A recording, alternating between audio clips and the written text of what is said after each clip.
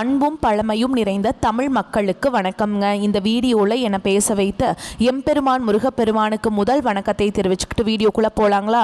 நீங்களும் என்னுடன் சேர்ந்து இந்த மந்திரத்தை சொல்லிட்டே கமெண்ட் பாக்ஸில் ஒரு முறை கமெண்ட் பண்ணுங்க. ஓம் முருகாசரணம், ஓம் முருகாசரணம், ஓம் முருகாசரணம். என்னை காக்கும் கந்தா கடம்பா கதிர்வேலா, நீ தான் என்னை நம்பி இந்த வீடியோ பதிவு பார்க்க வந்தவங்களை கூட நின்று காப்பாற்றணும். அவங்க கஷ்டம் நஷ்டம் எல்லாம் விலகி சந்தோஷமாக இருக்க நீ தான் ஐயா பொறுப்பு. ஜோதிடம் என்னும் மகாக்கலை மூலம் நாம் இன்று இணைந்துள்ளோம். இந்த கலையில் மிதுனராசி நேயர்களுக்கு என்னெல்லாம் நடக்க போகுது, அவங்க வாழ்க்கை நல்லபடியாக மாறுமா மாறாதா, அவங்க பிழைக்க ஒரு வழியாவது நீ இருக்கா என அனைத்து விஷயங்களையும் விலாவரியாக பேச போகிறோங்க. அதற்கு முன்னாடி சப்ஸ்கிரைப் பண்ணாதவங்க மறக்காமல் சப்ஸ்கிரைப் பண்ணிக்கோங்க. அப்படியே பெல் பட்டனையும் கொடுத்து ஆல் அப்படிங்கிற ஆப்ஷனையும் தேர்ந்தெடுத்து வைங்க. அப்போ தான் நாங்கள் போடுற ஒவ்வொரு பதிவும் உடனே உங்ககிட்ட வரும். இந்த வீடியோ பதிவு எதுக்குன்னு பார்த்தீங்கன்னா 2025 இன்னும் ஒரு மாதம் தாங்க மிச்சம் இருக்குது.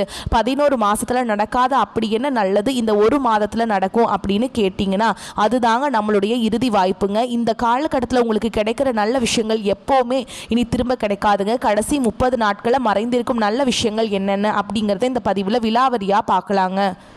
நம்மளுடைய மிதுன ராசிக்காரங்களை பொறுத்த வரைக்கும் பயம் அறியாதவங்களா இவங்க இருப்பாங்க. எல்லாருமே நல்லா இருக்கணும் அப்படிங்கிற பொதுநல குணத்தோடு இவங்க வாழ்ந்துட்டு இருக்காங்க. தன் கையே தனக்குதவி அப்படின்னு வாழக்கூடியவங்களா இவங்க இருப்பாங்க. எதையும் சமாளிக்கக்கூடிய ஆற்றல் இவங்க கிட்ட அதிக லெவல்ல இருக்குதுங்க. அணு தினமும் ஆண்டவனே துணை என்று வாழக்கூடியவங்களா இருப்பாங்க நம்மளோட மிதுன ராசிக்காரங்க. இவங்க பயங்கரமான புத்திசாலியா இருப்பாங்க. அதனால இவங்களை யாராலையும் தோக்கடிக்கவே முடியாதுங்க. இவங்களுக்கு நிகர் இவங்களாதான் இருக்க முடியும். இவங்க நினைச்சா மட்டும்தான் எதையும் இழக்கவும் முடியும், எதையும் பெறவும் முடியுங்க. இவங்க எல்லார்கிட்டையும் நட்பா பழகுவாங்க. அதனால இவங்களுடைய நட்பு வட்டம் பெரிய லெவல்ல இருக்குதுங்க. இவ்வளவு அருமையான நற்குணநலன்களை கொண்ட மிதுன ராசிக்கார அன்பர்களே, எல்லாரும் ஆரோக்கியமா இருக்கீங்களா? ஏங்கம்மா நீங்க வேற எங்களை பார்த்து இப்படி ஒரு கேள்வி கேட்குறீங்களே, எங்க வாழ்க்கையில் இருக்கக்கூடிய பிரச்சனைகளை பார்த்தா ஆரோக்கியமா சந்தோஷமா வாழ்ற மாதிரியா தெரியுது, நாங்களே ஒவ்வொரு நாளும் எப்படி வாழ்றதுன்னு தெரியாம முழிச்சுக்கிட்டு இருக்கோம் அப்படின்னு உங்க மனசுல நினைக்கிறது புரியுதுங்க. மிதுன ராசிக்காரர்களே, உங்க வாழ்க்கையில் இருக்கக்கூடிய இந்த கஷ்டத்துக்கெல்லாம் இனி வரக்கூடிய காலங்களில் தீர்வு கிடைக்க போகுதுங்க. உங்க வாழ்க்கையில நிம்மதியும் சந்தோஷமும் நிலைச்சிருக்க போகுது. உங்க வாழ்க்கையில இது நாள் வரைக்கும் இருந்த அனைத்து பிரச்சனைகளுக்கும் தீர்வு கிடைக்க போகுது. திருமண வயதில் இருப்பவர்களுக்கு திருமணம் நடக்க போகுதுங்க. குழந்தை பாக்கியம் இல்லாதவர்களுக்கு குழந்தை பாக்கியம் கிடைக்க போகுது. பூர்வீக சொத்து ரீதியா இருந்த அனைத்து பிரச்சனைகளுக்கும் தீர்வு கிடைக்க போகுது. உங்களுக்கு வரவேண்டிய பூர்வீக சொத்து உங்க கையில வந்து சேரப்போகுதுங்க. நீங்கள் புதுசாக நிலம் வாங்க போகிறீங்க, வாகனம் வாங்க போகிறீங்க, நகை வாங்க போகிறீங்க. உங்களை விட்டு பிரிந்து சென்ற உறவுகள் எல்லாருமே இனி வரக்கூடிய காலங்களில் உங்களை தேடி வரப்போகிறாங்க. உங்களுடைய படிப்புக்கும் தகுதிக்கும் ஏற்ற மாதிரி நல்ல வேலையெல்லாம் உங்களுக்கு கிடைக்க போகுதுங்க. உங்களுடைய உடல்நிலை ஆரோக்கியமாக இருக்க போகுது. குடும்பத்தில் சந்தோஷம் நிலச்சிருக்க போகுது. ஜோதிட சாஸ்திரத்தில் 3வது அமைந்துள்ள ராசி தாங்க நம்மளோட மிதுன ராசி. நம்மளோட மிதுன ராசிக்காரங்க தைரியசாலியாக இருப்பாங்க. மிதுன ராசியுடைய அதிபதி புதன் பகவானுங்க. மிதுன ராசியில் இருக்கக்கூடிய நட்சத்திரம் யார் யாருன்னு பார்த்தீங்கன்னா மிருகசீர்ஷ நட்சத்திரம் 3ஆம் பாதம், 4ஆம் பாதம், திருவாதிரை நட்சத்திரம், புனர்பூச நட்சத்திரம் 1ஆம் பாதம், 2ஆம் பாதம், 3ஆம் பாதம். இவங்க எல்லாரும் நம்மளோட மிதுன ராசியில் இருக்கக்கூடிய நட்சத்திரங்க. புதன் பகவான் மிதுன ராசியை ஆட்சி செய்கிறாருங்க. நம்மளோட மிதுன ராசிக்காரங்களுக்கு நட்பு ராசியா இருக்கக்கூடியவங்க யார் யாருன்னு பார்த்தீங்கன்னா ரிஷபம், கன்னி, துலாம். இவங்க எல்லாரும் நம்மளோட மிதுன ராசிக்காரங்களுக்கு நட்பு ராசியா இருப்பாங்க. மிதுன ராசிக்காரங்க வாழ்க்கையில எவ்வளவு கஷ்டம் வந்தாலும் தைரியத்தை விட மாட்டாங்க. முயற்சி பண்ணிக்கிட்டே இருப்பாங்க. அடுத்தவங்க செய்ய முடியாதுன்னு ஒதுக்கி வச்ச காரியத்தை கூட அழகா திட்டம் தீட்டி அந்த காரியத்தில் வெற்றி அடையக்கூடியவங்களா இருப்பாங்க நம்மளோட மிதுன ராசிக்காரங்க. எப்போதுமே சுறுசுறுப்பா இருப்பாங்க. மீன் போன்ற அழகிய கண்களை கொண்டவங்களா இவங்க இருப்பாங்க. இவங்களுக்கு சோம்பேறித்தனம் சுத்தமா கிடையாதுங்க. மிதுன ராசினர் மற்றவங்களை போல ஒரே பாதையில நடக்கிறது இல்லை. இவங்களுக்கு 2 பாதைகள், 2 திசைகள், 2 விதிகள் இருக்கு. ஒரே ஆன்மா, ஆனா 2 அடையாளங்கள். மிதுன ராசிக்கு ஒரு ராசி மட்டும் இல்லை, அது ஒரு யுக்தி. உங்களுக்கு ஒரு ரகசியம் இருக்குது. உங்களுக்குள்ள 2 குரல்கள் பேசும். ஒன்று தொடங்க சொல்லும், மற்றொன்று காத்திருக்க சொல்லுங்க. இந்த வருடத்தின் கடைசி நாட்களில் நம்ம இருக்கோங்க. உங்களுக்கு சோதனைகளாக இருக்காது. விழுந்த இடத்துலேயே வேகமாக எழுந்து நிற்கக்கூடிய அற்புதமான நாட்களாக வரப்போகுதுங்க. இந்த 30 நாட்களில் சிந்தனை, அதிர்ஷ்டம், அடையாளம் ஆகிய 3 நிலைகளில் மாற்றத்தை கொடுக்க போகுது. கிரகங்கள் இடம் மாறுவதால் உங்களுடைய அதிர்ஷ்ட ரேகை இப்போது வேகமாக வேலை செய்ய போகுது. இதுநாள் வரைக்கும் துரதிருஷ்டசாலியாக நிலைத்திருந்த நீங்க ஆச்சரியப்படும் அளவில் அதிர்ஷ்டத்தை உங்க பக்கம் ஈர்த்துக்க போறீங்க. சில காலமா நீங்க பேச முடியாத மௌனத்தில் இருந்த நிலை மாறப்போகுதுங்க. பழியால், துரோகத்தால், ஏமாற்றத்தால் உங்கள் நம்பிக்கை உடைக்கப்பட்டிருக்கும். ஆனா சோதனைகள் உங்களை உடைக்கலங்க. ஒரு சிலையை போல வடிவமைச்சிருக்கு. இனி உங்க புதிய வடிவம் கிடைக்க போகுதுங்க. புதிய அதிர்ஷ்டத்தை அனுபவிக்க போறீங்க. புதிய முடிவுகள் உங்களுக்கு திருப்பத்தை ஏற்படுத்த போகுது. இந்த 30 நாட்கள்ல புதன், செவ்வாய், சுக்கிரன், சனி ஆகிய 4 முக்கிய கிரகங்கள் மிதுன ராசியினரின் வாழ்க்கையில மாற்றத்தை ஏற்படுத்த போகுது. புதன் உங்கள் மூளை, வார்த்தை, வெற்றி ஆகியவற்றின் அதிபதி. உங்கள் ஆலோசனை, முடிவு, பேச்சு அதிர்ஷ்ட கதவை திறக்கும் சாவியாக செயல்படும். செவ்வாய் தைரியமான முடிவுகளை எடுக்கவும் நியாயத்துக்காக போராடவும் உதவும். சுக்கிரன் உறவு, காதல், கலை ஆகியவற்றில் அதிர்ஷ்டத்தை கொடுக்கும். சனி அனுபவத்தின் மூலம் பலன் தருவாருங்க. சோதனைகள் இருந்தாலும் இறுதியில வெற்றி கிடைக்கும். சனி பகவான் சோதிக்கக்கூடிய குருவாக இருந்தாலும் உங்களை தள்ளிவிடாமல் காப்பாற்றுவாருங்க. அவர் அனுபவத்தின் மூலம் பலன் தரக்கூடியவர். இந்த பொற்காலத்துல கொஞ்சம் சோதனையை கொடுத்து உங்களை கஷ்டப்படுத்த நினைப்பவர்கள், ஆனால் உங்களுடைய பாதையின் முடிவில் வெற்றி தான் கிடைக்குங்க. சனி பகவான் தரக்கூடிய சோதனைகள் மண்ணுக்கு அடியில் புதைந்து வைத்த விதை மாதிரி தாங்க. சோம்பேறித்தனமாக இருக்காதீங்க. பழச நினைச்சு வருத்தப்படாதீங்க. தேவையில்லாத சிந்தனைகளுக்கு இடம் கொடுக்காதீங்க. புதன், சுக்கிரன், செவ்வாய் ஆகிய 3 பேரும் அதிர்ஷ்டத்தை உங்க பக்கம் திரும்ப வைக்கிறாருங்க. புதிய திட்டம் போட்டு கொடுக்கிறார். செவ்வாய் அதை செயல்படுத்த தைரியத்தை கொடுக்கிறாருங்க. சுக்கிரன் அதிர்ஷ்ட வாய்ப்புகளை கொடுக்கிறார். சனி நிலைத்த தன்மையை கொடுக்கிறார். இதுதான் உங்கள் வெற்றிக்கான 4 கதவுகள். நீங்க ஓட வேண்டிய ராசி இல்லை, உங்க வாழ்க்கையை நீங்க ஓட வைத்து வெற்றியை முன்னிறுத்தக்கூடிய ராசிங்க. இந்த 30 நாட்கள்ல வேலை, தொழில், பணம், பதவி, உறவு, குடும்பம், காதல் ஆகியவற்றில் புதன் மற்றும் செவ்வாய் இணைவு 3 பெரிய மாற்றத்தை கொடுக்க போகுது.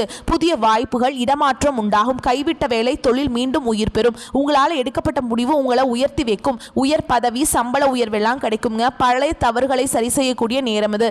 வியாபாரிகளுக்கு முதலீடுகளில் இருந்த பயம் நீங்கும். புதிய தொடர்புகள் லாபத்தை கொண்டு வரும். அவசரத்தில் முடிவெடுத்து எதையும் சொல்லிவிடாதீங்க. எந்த முடிவு எடுத்தாலும் பலகட்ட ஆலோசனைகளுக்கு பிறவே எடுக்கணுங்க. பண வரவு இருந்தாலும் செலவு இருக்கும். ஏற்கனவே கடனாளியாக இருப்பவர்களுக்கு கடனை அடைக்க பணம் வரும். நிலம், சொத்து தொடர்பான நல்ல தகவல்கள் கிடைக்கும். எதிரிகள் பயப்பட ஆரம்பிப்பாங்க. சுக்கிரன் குடும்பம் மற்றும் காதல்ல முக்கிய பங்கு வகிக்கிறாருங்க. மனதில் இருந்த சோர்வு, அழுத்தம் நீங்கி மன அமைதி கிடைக்கும். கணவன் மனைவி உறவு சிறப்பாக இருக்கும். காதலில் எந்த ஒரு குறையும் சொல்ல முடியாது. சிங்கிளாக இருப்பவர்களுக்கு புதிய தொடர்புகள் வரும். காதல் திருமணமாகவும் அமையலாம். சண்டை, கோபத்தை தவிர்க்கணுங்க. ஆரோக்கியம் மேம்படும். உடல் வலி குறையும். ஆண்கள் பழைய உறவுகளை நினைத்து மனதை உடைத்துக் கொள்ள வேண்டாம். 2 முடிவுகளை வைத்து குழம்ப வேண்டாம். ஒரு முடிவை மட்டும் தேர்வு செய்யுங்க. உங்களை குறைத்து மதிப்பிட்டவர்கள் முன்பு மீண்டும் உயர்ந்து நிற்க போறீங்க. மிதுனராசி பெண்கள் விதியை மாற்றக்கூடியவர்களாக வலம் வர போறீங்க. குடும்பத்தில் மதிப்பு, மரியாதை உயரும். காதல், திருமணம் சார்ந்த விஷயங்கள்ல நல்ல தீர்மானம் வரும். மாணவர்கள் கவனமாக படிங்க. தேர்வுகளில் நல்ல மதிப்பெண்களை பெறுவீங்க. வெளிநாட்டில் உயர்கல்வி படிக்க வாய்ப்பு இருக்கு. தொலைபேசியை அதிக நேரம் பயன்படுத்தாதீங்க. 2 இலக்குகள் வைக்க வேண்டும். தொழில் தொடங்க நினைக்கிறீங்களா? பெரிய சக்சஸை நீங்க பாப்பீங்க. உங்களுக்கு இந்த காலகட்டம் அதிர்ஷ்டம் தரக்கூடிய எண்கள் 5, 6. அதிர்ஷ்டம் தரக்கூடிய நிறங்கள் பச்சை, மஞ்சள், நீல நிறம்ங்க, கருப்பு நிறம். அதிர்ஷ்டம் தரக்கூடிய திசை வடக்கு, வடகிழக்கு. அதிர்ஷ்டம் தரக்கூடிய கற்கள் மரகத கற்கள்.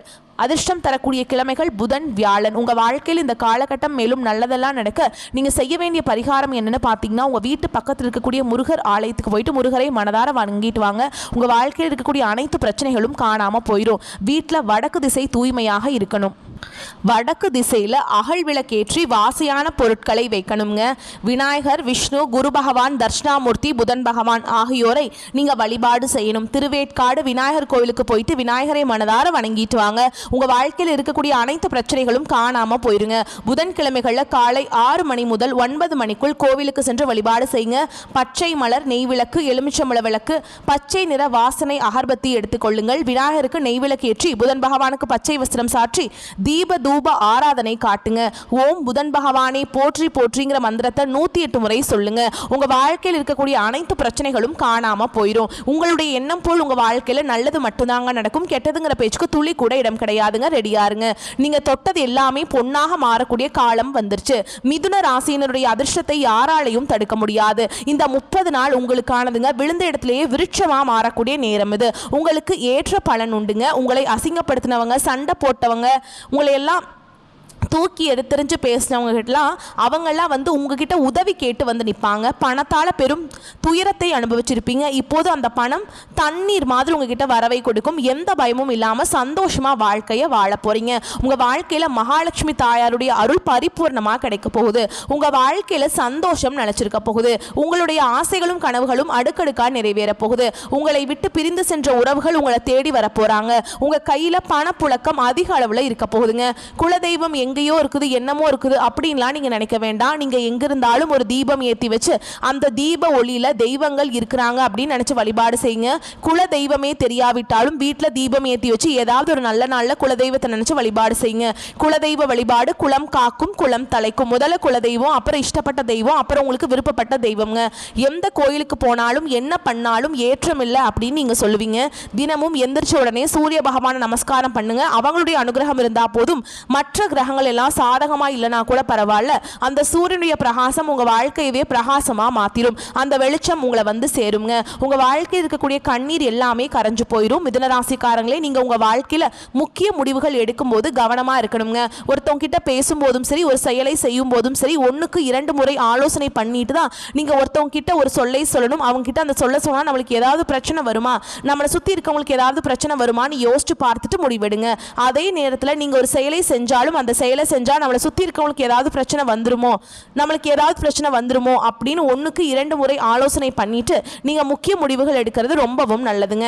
எடுத்துக்காட்டுக்கு சொல்ல போனா, உங்ககிட்ட வந்து 1 லட்சம் ரூபாய் பணம் இருக்குதுன்னா அந்த 1 லட்சம் ரூபாய் பணத்தை வச்சு ஒரு தொழில் தொடங்கணும்னு நினைக்கிறீங்களா, அந்த நேரத்தில் உங்களுடைய உறவுகளும் நண்பர்களும் என்னப்பா நீ 1 லட்சம் ரூபாய்க்கு தொழில் தொடங்குறேன்னு சொல்ற, அது சின்ன என்ன தொழிலாக தான் இருக்கும், போய் பேங்க்கில் போய் ஒரு 2-3 லட்சம் கடனை வாங்கி ஒரு 4-5 லட்சத்துக்கு ஒரு தொழில் தொடங்கினா கூட பரவாயில்ல அப்படின்னு எல்லாரும் சொல்லுவாங்க.